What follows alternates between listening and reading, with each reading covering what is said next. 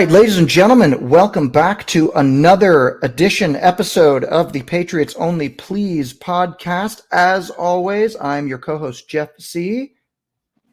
Mr. Soli. Mr. Soli, I know. Yeah, we got to make sure that we keep ourselves somewhat anonymous. And not only because of, it's kind of dangerous to be conservative in these times, but you especially have some crazy stories as to why we would want to be a little anonymous. So just to kind of paint the picture, you've been building, a little bit of a following on platforms like TikTok and doing, pretty well for like a little over a year now, posting, fairly innocuous, content, nothing that's too incendiary, nothing that's, not, riling people up or anything. I mean, I happen to enjoy the Backyard Buddha content. It's quite good if you haven't seen it. I've gotten that from a lot of people. I've got to do more of that. I've got to do more of that. That's, See, that's all great stuff, but you have been kind of feeling the cold hand of censorship. So, tell me a little more of what's going on, and anybody who might be watching this, kind of explain what's been happening from your perspective.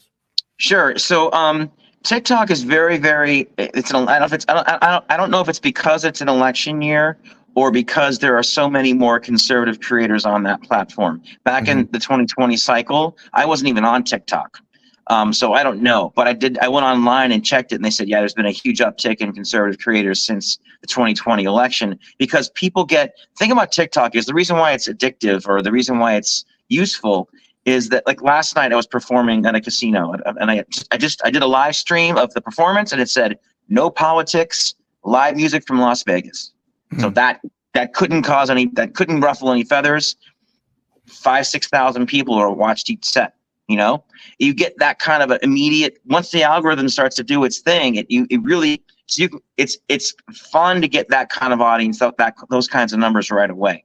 Now, when you're talking about politics, it can be twice that, 3 times that, but you run the risk of having one person. It just takes one person to flag you for misinformation, and TikTok goes suspended. I've been watching, so I can't tell you how many times I've been watching people's lives. It just goes off. It just goes away. That means they got suspended. In the middle of their live stream. Mid word. Which is interesting. So now the irony here is that I'm pretty tech and digital marketing savvy, but I have also kind of purposely steered clear a little bit of TikTok, for a number of reasons, but one of them being because of what you're talking about. And it's not just TikTok, by the way, but when I have gone on there, obviously, so for those who don't know, I'm sure anybody who's watching this is very familiar with it, but the algorithm is trained in such a way that it will really kind of go overboard on giving you exactly the type of content that you want or that you're used to viewing. So TikTok has kind of has that dialed in better, I believe, from what I understand, than some other platforms. So because of that, on the very rare occasions when I do fire up TikTok, it's very rare, but when I do fire it up, all I get is conservative content, these conservative creators who are saying things that are far more, probably controversial and far more combative than anything I've ever seen you do. So I guess the question is, why you and not them? Like, what is it? It's a great question. I constantly say throughout. So when I go live, I constantly say, probably once every 3 or 4 minutes, I want to remind you guys that everything that I'm saying is for entertainment and educational purposes only. I'm not an expert. These are my opinions. Please fact check me. That's my entire approach. But the thing is, when you get a couple of trolls on there who won't let up, and they keep coming at you, and if you avoid them, they'll flag you for avoiding them. And if you try to address them and they're just being trolls, there's no end to it, So it just becomes, so you just ignore them in the live, or if you can, while you're talking and scrolling and answering other people's questions, mute them or block them. That's the best way to go, but that's distracting. And it's the bigger the numbers get, the harder that is to do in real time. Sure. It's definitely TikTok's algorithm too. They don't like conservatives. They don't want to hear anti-establishment rhetoric, and they don't. For the thing going on with Alexa right now, I mean, that's a real Oh thing. yeah. Oh yeah. I mean, that's a real thing. That's Amazon. Amazon's this ginormous company, and they programmed their robot to be pro Kamala and anti Trump. Yeah. So it's the Democratic Party is now the party of big tech, big ag, big pharma, big banking, Censorship. So censorship. I mean, 100%, and they're not hiding it anymore. They're proud of it. Kamala was boasting about the fact that Brazil just banned X. Like, once I'm president, I'll do the same thing here. Can't wait. Yeah, which is crazy because it's not just, like we said, it's not just TikTok. I mean, even going back a couple of years during the pandemic, YouTube, which is owned by Google, or Alphabet as it's called now, they same thing. That's why a lot of big name conservative creators like guys like Dan Bongino and Russell Brand and Steven Crowder, like those kinds of people. Now I know Brand and Crowder, they still have a presence on YouTube.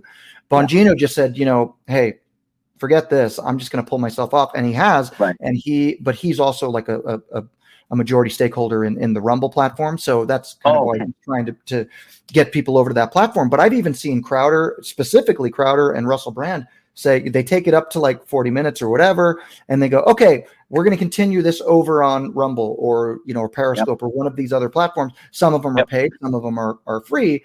But I think that speaks to not just the censorship aspect of it, but the need for this parallel economy, right? I mean, if what's the saying? Like, I don't want to be invited, I don't want to be at a party that I'm not invited to, right? So if they're going to kick you off some of these legacy platforms like YouTube and all of these, then you have to kind of plant your flag on some of these other platforms like the Rumbles of the world and the Truth Socials. And now, thank God, Elon, since he's taken over X, because that was a huge example of censorship. The president himself at the time was getting, censored and kicked off of those platforms. So if they can do it to Trump, if they can do it to Steven Crowder, if they can do it to, to Dan Bongino, they can certainly do it to you. Yeah. So I guess the question here is, do you continue trying to swim uphill, or do you just try to build your house on, more stable ground? What separates TikTok from the rest of the platforms for me is the way they help you to monetize it. They monetize you for your lives. You get paid to stream longer, and I'm collaborating with merchants selling products, making money. That keeps me. That makes you want to stay on the app and just sell stuff and not talk about, just maybe post me with the American flag and go America, but not actually talk about politics, just to keep a presence there. And we've created on my backup channels now our Patriots Only Please, which is in its infancy. But I mean, I'm going to have to migrate to some other platforms for sure where I can speak freely, and I can't do it on TikTok anymore. And a lot of conservative creators have 4 or 5 or 6 backup accounts on TikTok where they constantly keep getting suspended and banned. But that's nonsense. I don't want to do that. I don't want to live my life like that. I got a small taste of it on Facebook once about a month and a half ago, and I learned the secret, and I'm sharing the secret with the whole world right now, but the secret on Facebook for me was to not tag anybody. You can post almost anything, just if you tag people, that's when they go, wait a minute, you're connecting directly with humans. If you just post it on the platform and don't tag anyone, they leave it alone, unless it's, someone murdering somebody or something out, completely, inciting violence with a video. But once I stopped tagging people, I got no more backlash from Facebook. Yeah, well, that's probably because they're just straight up shadow banning and just not even, they're no one's seeing it. Yeah, they can post it as long as nobody's going to see it anyway, and we'll make sure nobody sees it. So we found out from Zuckerberg just recently, Biden-Harris administration 100% forced them to quell conservative voices. You saw that, right? I mean, everyone saw that, and he regrets it. But he went along with it because they're the administration. They control taxes and stuff, But this administration, this Democrat Party, is 100% the party of censorship, not free speech. Their way or the highway. It's just we're having a 1984 moment in real time, man. And people are waking up. People really are waking up. I'm seeing it where I look to see it. I'm seeing it everywhere. Yeah. There's a lot of Democrats. There's a lot of Democrats migrating over to the Republican Party. And there's a lot of Democrats saying, I'm just not going to vote. I'm sitting this one out. Yeah, every day, like I'm seeing at least one or two, like prominent Democrats, prominent lifelong Democrats. They're like, "Whoa, this is not the party I signed on for Well, 20, and 30 people years like ago." Brett Weinstein, the evolutionary biologist, and he and his wife are like, we've been fans of Bobby Kennedy our whole lives. That's Democrat Party we believe in. We're still Democrats. We can't Mhm. vote for Kamala Harris. We're going to vote for Trump because they've got the RFK Jr. thing going on now. That's Yeah. our only option. There's a lot of that going on. Because people do want to vote. I mean, your vote is your voice. You can sit Mhm. it out if you want to, but I'd rather you vote for Trump and make America great again for real, because Kamala is going to take us in a direction that no one's going to like. Yeah, I agree. I agree. And it's interesting to watch all of this play out in real time. And I have managed to avoid, your experience because I don't really, I kind of know that going in. So I don't really Yeah. post anything political. I only post about my gigs or whatever, stuff like that. Mhm. But I keep politics completely out of it.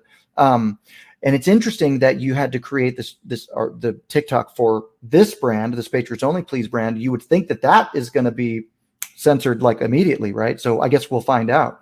We'll But find out. So yeah, far, so good. We've had one strike so far on that account out of 15 posts or whatever it's been. But yeah, yeah, they're just merciless. TikTok's merciless, and it's. I was just talking to you earlier. I know we're in Nevada, and the Nevada Democrat Party just got Jill Stein kicked off the ballot in November of 2024. Democratic lawyers, DNC, had Nevada Supreme Court kick her off the ballot. which So I is mean, interesting because they tried to do everything they could to kick Bobby off, and then once he aligned with Trump, then they wouldn't let him remove himself, and now they're just going right, to kick just. It's like it's never been more obvious. It's so out in the open. It's blatant corruption. It's blatant election interference, and yes, yet that side either and I know I repeat myself a lot on this, but they either don't know that it's going on, or worse, they know it's going on and they completely ignore it and look the other way because, well, orange man bad. exactly.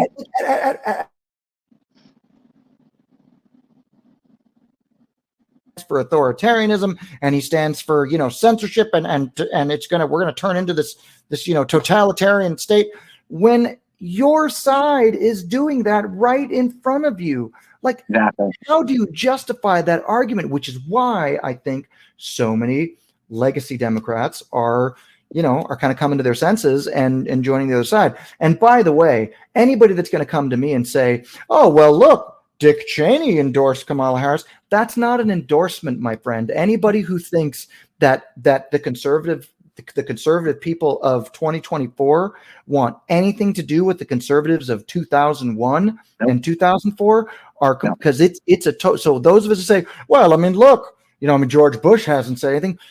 Screw George Bush and screw Cheney. Those people are rhino warmongers, and we wouldn't want them in our party anyway. So that just goes No. to show the dynamics of our party has changed dramatically over the last 20 years, but the left still sees us as that. Right. Well, and those everything all the people that you're mentioning, including even Hillary Clinton on the left, they're neocons. They're neocons. They're warmongers, and that's part of the deep state. That's the same. They're joined at the hip. So Trump threw a monkey wrench into all of that, and they've never forgiven him for it. That's why they're going after him. Exactly. I mean, to quote Tucker Carlson from the very first debate in 2016 with Jeb Bush to his right, when Trump said the Iraq War was a fiasco, it was a waste of time and money, zillions of people are dead for no reason, and what a complete, like, Tucker's like, no one says that in DC. You never say those words out loud, even at dinner parties. You never go against the war. And Trump did that, and right away he was marked for removal. So when he won, that really was not supposed to happen. He wasn't supposed to win. So that threw a big, huge monkey wrench in their plan of Hillary taking over from Obama, keeping the war thing going. Who knows? Can you imagine what the world would look like right now if Hillary Clinton would have won in 2016? What would the world look like right now? Well, I mean, it probably would have been very much like it is now back then, and then just 4 years worse. I mean, Well, we'd still be in a war somewhere. There'd be war. I mean, And there would be no Republican presence for almost 20 years. Not good. I mean, the Democrats have controlled the White House for 12 of the last 16 years. We need Trump back in there to get to stabilize the country, get things back on an even footing, and make America first again for Americans. I mean, what's really challenging to me about Democrats is it's one thing to say orange man bad, but it's another thing when you hear stats like the Biden-Harris administration admits they've lost 325,000 migrant children. They just don't know where they are. These are unaccompanied minors who cross the border somehow and just are out there. It's like, how does that not? Why are we not? Why isn't every news outlet blaring that? Like, look, Amber Alerts, whatever. Look for because we don't know their names. We don't know anything about them. I mean, it blows me away that and there's so many of those kinds of facts where people just go, well, when you have open borders, I guess that's going to happen, and the fentanyl and it's like, they're open because Joe Biden opened them, and because Kamala Harris, they kept them open. It's not an accident. It's also not an invasion. It's not an invasion when the host country is inviting you and enticing you with money and free food and free housing. That's not an invasion. It's when you break in. They're opening up the gate and going, come on in. Yep. And we have an opportunity to change that, but and we've said this before, I know we're repeating ourselves a lot, but it bears repeating. Their hatred of one man is so big they would rather watch the country burn. Right. Because they hate one guy so much that, sure. You know what I mean? And the fact that they're willing to just blatantly err on the side of socialism, totalitarianism, right. War, big pharma, right. all of the things that they would blame our side for over the last, historically over the last several decades, they're just blatantly out in the open doing it, which is why, again, you're seeing so many people switch over. And let's not forget that these are the same people that kept you locked in your homes during COVID. They were the most radical states about lockdowns, about, hey, tell on your neighbor. If your neighbor has 3 people at their house instead of 2, give us a call and get them in trouble. These are the people that want you to reelect them right now on the left. Don't do it for your own safety, for your own well-being, for freedom, for, it's like, and I think another reason why Joe Biden dropped out is that he was becoming as unlikable as Trump, because he was such a failure, but such a jerk about it. I mean, I'll never forget in the first few months of his administration when the Afghanistan debacle happened, and he had that sit down with George Stephanopoulos about, and George Stephanopoulos couldn't be a more sympathetic interviewer, right, for the president. He's a total lefty. And he's like, I mean, Mr. President, you have to admit the optics of that evacuation were not good. Children hanging off wheels of planes and falling to their deaths. And he goes, well, what do you expect? We've been there for too long. It's like, do you feel bad at all about it? He goes, what? Bad about what? And what's crazy is now Joe Biden's not going to go down as one of the cool, likable presidents in history, because he's worse than, in my opinion, he's more off-putting than Trump, because he's incompetent and unsuccessful running the country into the ground and brazen about it. Yeah, absolutely. And when you look at it, I mean, Kamala shares that record. She's 100%. The last person in the room, and yet nobody's looking at that. It's nice to see more and more people kind of bringing this up, like, well, I mean, your day one, like you said, like a lot of people saying, your day one was back in 2021. I mean, like, what are you talking about? On day one, I'm going to do this. People forgetting, like, she's in there now. She's in there right now. In fact, who the hell knows where Biden is? I mean, he's made very few appearances since he's dropped out. And so is she running the country? Is the deep state running the country? And this speaks more to that point about, it's not left versus right. It's not Democrat versus Republican anymore. It is freedom versus, authoritarianism. I mean, tyranny. Tyranny. Yeah. Exactly. Tyranny knows no party. That we're fighting for the freedom and the soul of this country and everything that it stands for. And it doesn't matter what letters next to your name. And it's that, I think, is what's so frustrating. But it is encouraging to see more people kind of waking up. I mean, we're down to the wire now. I mean, we're getting down to the final days, before, we start casting votes. Now, an interesting question. I'm a big fan of guys like Dan Bongino and all that, and he keeps saying how you got to vote early, you got to vote early. And I know before that, in the last election, we were loath to do that. But his reasoning is if you do that early, then now you've got some time to challenge that vote. You know what I mean? Whereas if you do it on election day, they're going to be, oh, sorry, ran out of ink. Oh, the machines aren't working. Oh, you're going to have to wait here for 6 hours. Sorry. And they're going to pull that stuff. Jeff, as we're having this conversation, Texas just pulled 1 million illegal voters off the. Conservative governors around the country are going into the voter rolls and finding hundreds of thousands of incorrect dead people. How? Thank God they're doing that right now. Thank God. I know, but but the Democrats are literally against anyone showing an ID to vote. They're literally the party of anything for us to win. Anything for us to win. That's it. All we care about is staying in power perpetually. We don't care about the rest of it. Get rid of this Trump guy, and we're going to win forever. We're going to make sure we win forever. We're going to bring in 21 million new voters if we have to, at your expense, taxpayers. And Democrats are like, woohoo! Like, what are you doing? Yeah. What are you doing? Which is really funny because one of their big, talking points in the election is they keep running that the little clip of Trump saying, "I'm going to be a dictator on day one. Oh, don't worry, you'll never have to vote. You'll never have a problem again. You'll never have to vote again." And they're completely taking it out of context, and yet they're the ones who are just displaying every day how real totalitarianism and tyranny and authoritarianism works in real time. Yes, they are. Why it'll be really interesting to see. So as we're recording this, the day before the matchup between Trump versus Kamala, obviously we'll have more to talk about, after that. But sure. What's the vibe? What I've been seeing, even on the left, is that they're starting to look at her policies. She had a very small bump after the convention. It seems to now have tapered down.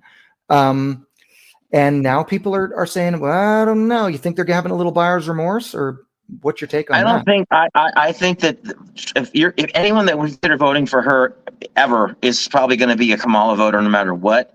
It's the independents, people in the middle, and I think if the Democrats are going to sit it out or switch to our side that they're worried about, because she does not do well unscripted, and she's very rarely unscripted. And this is going to be, if they follow the rules, it's ABC. They probably won't, but not supposed to have the questions in advance. You can bring a notebook, but no writing. You can't have crib notes on here. It's got to be an empty notebook. Trump won't have one, but she can bring a notebook and take notes while the debate's happening, but no questions in advance, no notes, no audience, standing up, and they can turn off your microphone once you stop speaking.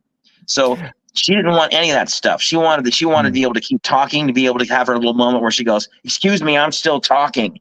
Yeah. That won't be able to happen because they'll turn the microphone off the minute she stops talking, or at the 90-second mark or whatever. But if you remember from the first debate with Biden, more than once, Jake Tapper or the other interviewer, her name escapes me right now, was like, "Mr. President, you've got 80 seconds left. Do you want to say anything else?"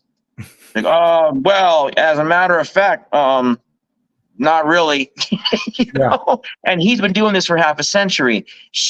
Have we ever seen her in an unscripted moment? Not really. Nope. Especially not that interview that she did a couple, like last week or a couple of weeks ago with Dana Bash, who couldn't have been more sympathetic. It was recorded, it was edited, and she had the questions in advance, and it was horrendous. So, I think if Trump stays presidential, if he sticks to the script, if he answers his questions, the huge advantage that he has is he can say, "When I was president, and then when I was in the White House," which is interesting because the equivalent for her is not favorable, because she could say, "Well, now while I'm in office," well, yeah. Exactly. While you're in office, you haven't done anything, and it's gotten worse. So. What's your excuse? You're going to blame the last 16 years when 12 of those years has been largely under Democratic rule, and it's all Trump's fault when he had 4 years and that's it? Well, the press left and right jumped all over her interview, her CNN interview, when she said, "A lot of the problems that you're referring to, Dana, started about 10 years ago." And they're like, "Hold on. Barack Obama was the president 10 years ago. Your boss, Joe Biden, was the vice president. What are you talking about? Like, how do you square that circle? Well, but then of course they let her off the hook immediately because no one follows up with her. No one goes for the jugular with Kamala. Mm-hmm. You know, Dana And Bash that's not went gonna right happen after tomorrow. Dana Bash went right after JD Vance, like right for the Yeah. jugular. But Kamala, it's all soft, soft, this little soft softballs, you know. Yeah, and they're But certainly not going to do that tomorrow. I think Trump's a better. I mean, everyone knows Trump's a better debater. Everyone knows Trump has real experience making real decisions as the decision maker, as the president. Mm-hmm. And everyone knows that for the last 3.5 years, Kamala Harris has been off giving speeches that they wrote for her, supporting Bidenomics. She's had no say in anything. She repeats back. She's literally been a puppet for almost 4 years, and now she's the ringleader. Like, it doesn't work like that. You can't sell that to people that have eyes and ears that speak English. They can watch her body language and watch what she's not saying and go, but you weren't for fracking before. Now, but wait a minute. You're in office right now. What? And exactly. And yet her supporters either don't know or they know and they don't care. And so that's the frustrating part. I'm just really hopeful that as more and more people wake up, it could even be at the moment when they're in the ballot box. It could be the moment, whether that's early voting or when they're on the day, right? They go, gas prices, grocery prices, wars, mortgage rates, illegal immigrants, illegal immigrants. I mean, as we're having this conversation, there's 20,000 Haitian people have taken over. You've seen this thing that's going on with the Haitian people? Mm-hmm. But there's a clip of Kamala where she said we gave asylum to 100,000 people from Haiti who needed it, and there's 20,000 of them taking over a city, killing and eating people's pets. The thing in Aurora, Colorado. I mean, it's like this is happening. We see it in the UK a lot more because the UK is an island and it's got a population of 50 million people. That's like one state in our country. So we're seeing it there so vividly, especially in London, all the stabbings. I mean, it's so easy to see it there. Our country is ginormous, so it's spread out. It's happening in blue cities, but it's going to spread out. I mean, it's going to be everywhere, guys. This is not going to just be a blue state problem, and it's going to cost all of us trillions of dollars. I mean, it's enough already. Yeah, and if you think it's bad now, you really want another 4 years of this? You want to see what the country looks like in 2028? Exactly. Are we even going to have a country in 2028? So that's why this is not just an election for a president. I know every year, every cycle, they say this is the most important election of our lifetimes. I really feel like this is, the last couple have been for the soul of the country, and it goes far beyond one politician or one guy, because at some point, Trump wins, Trump loses, whatever, the 4-year cycle, hopefully, Trump wins. 4 years later, he won't be able to run again. And I know everybody on his side is, well, he's going to make sure he never leaves. Like that, really? Okay. So go keep using that excuse when the candidates you're supporting are literally trying to do everything they can to stay in power forever. But for the sake of argument, okay, let's say Trump gets in and he gets out in 4 years. Somebody's going to have to carry on the torch, because it's not just about him. It's about No, it's not. We've got Ron DeSantis. We've got Vivek. What's happening is people are percolating to the top who are conservative, smart, successful, saying we got to make America first again. He's bringing that out. He's unifying the party. I mean, RFK Jr. joining him is a big, make America healthy again. Resonates with moms. It resonates with caregivers. It resonates with a lot of people. So it's good. What's happening on our side is good. And let's not forget for 1 second, buddy, when Trump beat Hillary in 2016, Obama was the president. Obama is considered God with a small G on the left, right? Yeah. His influence couldn't get Hillary elected. It happened. Joe Biden's no Obama. He's been a joke. And Kamala is a joke. I mean, let's face it, she was a joke until 3 months ago, and now we're supposed to take her seriously. But again, she's not done anything. She literally hasn't done anything. She's been the VP in case Biden couldn't do his job. And we found out at the debate with Trump, he wasn't doing his job for 4 years when she said he was. She's been deceiving this country.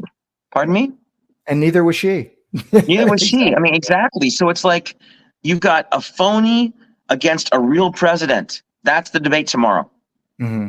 A complete manufactured DNC puppet against the voice of the Republican Party, who, by the way, was nominated, won a primary. He beat out Nikki Haley. Remember, there was an actual primary. He was elected by conservatives in this country. Kamala was selected. No primaries, no campaigns to get the gig. No, I mean nothing. And she's done what? An interview or two since she was crowned. I mean, it couldn't have been more handed on a silver platter. But now the people have to buy the platter. And what are you buying?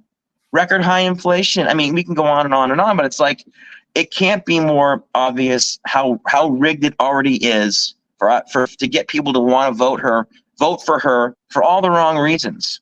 Sure. And like I say, I know it's kind of crass, but I say all the time, they're voting for a brown vagina that'll allow late term abortions. That's it. Single issue, two issue, votes. That's it. She's a woman. She's a woman of color. That doesn't ring true with a lot of women who are older. I mean, the older women get, the more conservative they get, the more the kids are older, stuff like that. That's a weak platform, my man. And there's a lot of people of color that see through it too and are going, "Are you kidding me? She doesn't know what she's talking about. She has no idea what she's talking about." And they held their convention in Chicago, the murder capital of the United States. Didn't talk about that. They talked about Trump 500 times though. It's like, guys, there's real problems in this country that the Democrats aren't even talking about, let alone trying to fix. And they want you to focus all your attention on this orange guy. Like, can you see what's happening here?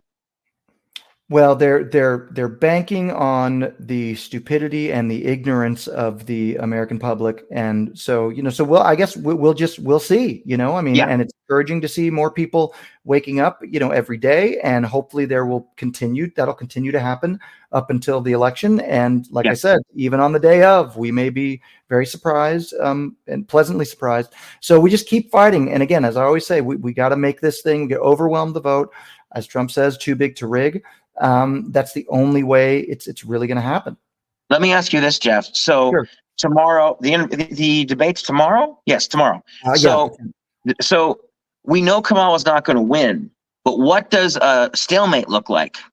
Can there even be a stalemate? There won't be a stalemate because no matter how good or bad she does, we already know that the legacy media is going to be kissing her ass afterwards. She was so strong. So even if she falls flat on her face, then they'll spin it in some way that you say, she was so strong in the face of that mean man, that mean orange man. And she stood firm in the face of that. And there won't be a second debate. Maybe. I mean, when Trump debated Hillary, I mean, the press pilloried Hillary. She didn't do well. I mean, she had 35 years of experience at the highest level and was no match for Trump.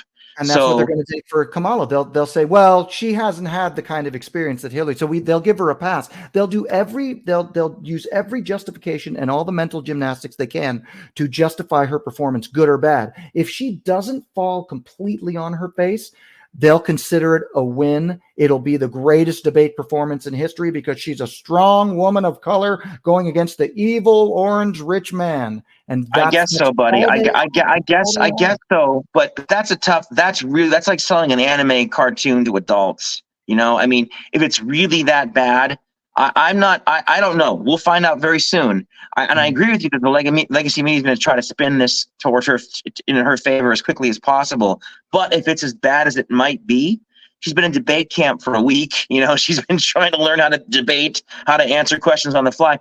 Just don't forget, buddy, she's really not an extemporaneous speaker. She's not she can't do that. So you can't learn to do that in a week. She's going to be what she is.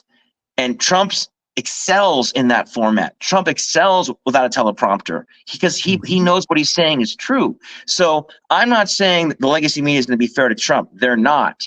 But people can still see and hear with their own eyes how she fumbles and how she's awkward and how she contradicts herself and because no one's ever come at her. Trump's going to be coming at her.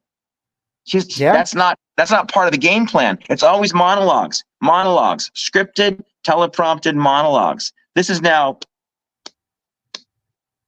Well, so that's what'll happen. The legacy media will cover for her, and her supporters won't care, which is funny because, they call us, it's this cult of personality, and we're just part of this cult. Well, if you're going to make those kinds of excuses for her and just, she's incredible, she's great, she's just the greatest thing ever. Right. That's not a cult of personality. I mean, you're right. You're right. But I mean, let's let me ask you this before I know we're going to wrap things up here very soon, but I mean, the left was not kind to Biden in that debate. They were very brutally honest about how terrible his performance was. I mean, because they knew that there was no hiding it, and they knew that there was so much time built up on how cognitively impaired he was. There was no avoiding it. With Kamala, they can use a few excuses. Well, she's still kind of new to the game. Okay, well, she's new to the game. You want somebody who's that new as your commander in chief? Well, she's a strong brown woman going against the mean orange man. Like, they're going to spin it in some way. With Biden, there was really no other way to spin it. So I don't know. We'll see. Well, the thing is, though, I mean, it really is a policy debate. I mean, and the interviewers, at least for the Biden-Trump debate, they kept it on point. They kept it to the questions. They kept them to the time.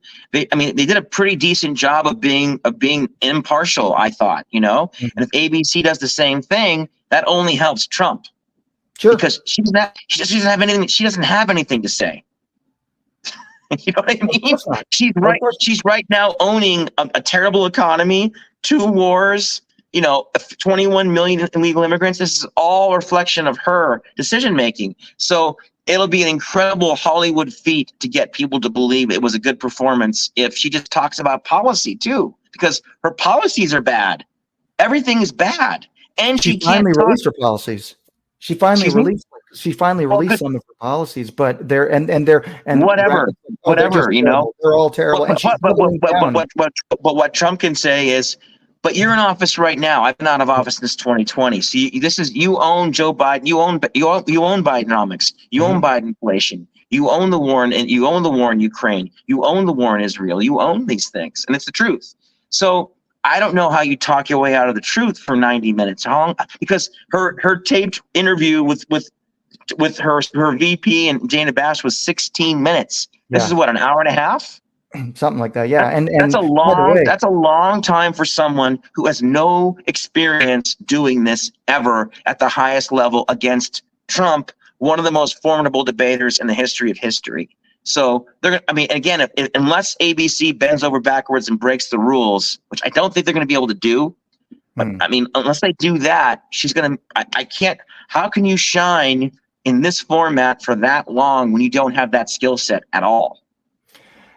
That is a good question. That remains to be seen. And I think you and I will both enjoy watching her crash and burn. And, we will discuss the aftermath probably at some point this week. Can you imagine being in that position, going into a debate, knowing that if you talk about the truth, you're screwed.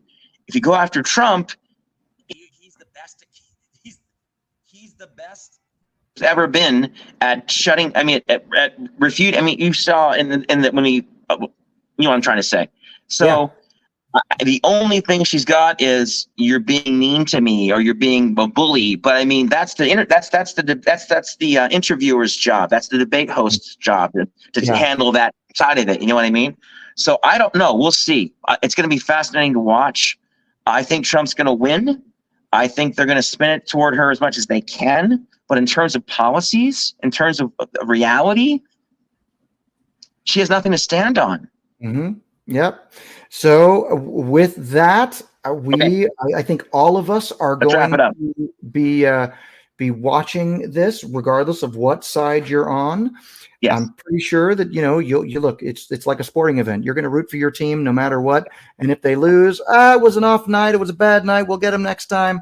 And if they and when it comes to something as relatively subjective as a debate, then her side will just champion the fact that she went into the lion's den, and if nothing else, then she deserves to be she went into enemy territory. Which, by the way, enemy territory on ABC. Enemy territory on ABC. Come on. I know. And Trump conceded on Fox News. He should have put his foot down. Yeah. Hey man, I'm always on your left wing networks. I'm doing it on Fox News, or I'm not doing it. I kind of wish he would have. And you know what? And hey, Trump can always say, "Look, you were in enemy territory. Come on, I've been going into enemy territory since 2015, since I came He'll down say here." that too. So It's the truth. good, and it's the truth, absolutely. So I mean, exciting times. Yes. Look, man, with as much as we talk, outside of these episodes, you sometimes got to talk me off the ledge about some of these. I get a little, Yeah. you're way more. Positive than I am. I automatically just kind of default to the fact that I think the 99% of the country is just stupid enough to vote for it. But hopefully that's not the case. I don't think that's the case. I think that in this given life,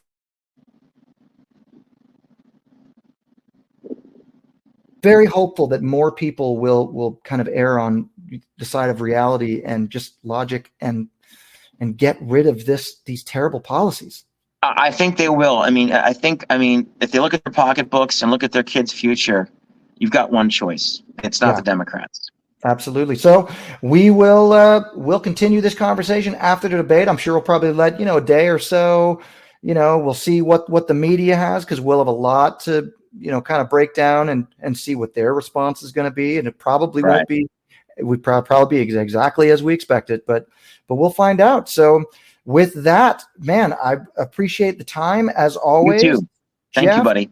We got Mr. Soli here, and so you know where to find us. Remember to like, follow, and subscribe on all of the socials at Patriots Only, please. And of course, if you want to check out any of our previous episodes or get on our mailing list, we are at patriotsonlyplease.com. And yeah, we would love to interact with you, whether that's on social media or whether that's, send us an email or a message, or wherever you're listening to these podcasts. We are everywhere you want to be. So yeah. With that, we are going to sign off, but we will be back very soon with another incredible episode of the Patriots. Thanks, everybody. Podcast. Yes. Thanks, you Jeff. so much. Yeah. Bye for now, folks.